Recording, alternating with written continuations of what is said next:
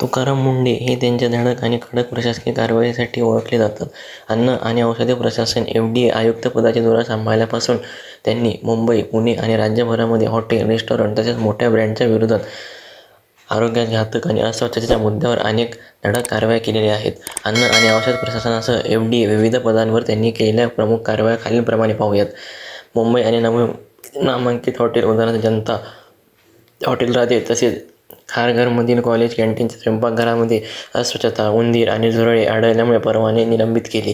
पुणे येथे burger king आणि झेप्टोच्या गोदामांवर धाडी टाकून गंभीर त्रुटी आढळल्यामुळे परवाने रद्द केले. मुंबईसह राज्यातील शाळांच्या 50 मीटर परिसरात जंक फूड, समोसा, वडापाव आणि शीतपेयांच्या विक्रीवर निर्बंध आणले. तसेच कॅन्टीनमध्ये पोहे, इडली, ताक यांसारख्या पौष्टिक पदार्थांचा समावेश करण्याचे आदेश दिले. अन्नासाठी वृत्तपत्र वापरण्यावर राज्यभरात बंदी घालण्याची कडक अंमलबजावणी केली. तसेच बनावट पनीर, दूध आणि गुटखा माफियांच्या विरोधामध्ये मकोकासारख्या कठोर कारवाईचा बडगा उगारलेला पाहायला मिळाला.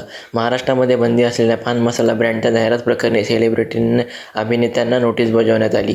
यापूर्वी महानगरपालिका आयुक्त असताना उदाहरणार्थ नवी मुंबई, सोलापूर इथे त्यांनी अनधिकृत बांधकामांवर हातोडा मारला आणि भ्रष्टाचाराला आळा घालून बेकायदेशीर धंद्यांवर वचक निर्माण केलेला पाहायला मिळालेला आहे.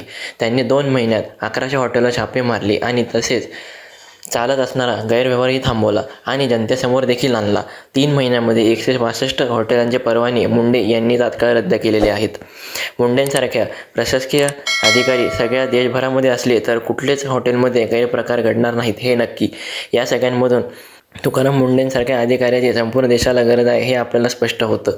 या सगळ्यांबद्दल आपल्याला काय वाटतं हे तुमचं मत आम्हाला कमेंटमध्ये नक्की कळवा आणि आमच्या चॅनलला नक्की सबस्क्राईब करा. धन्यवाद.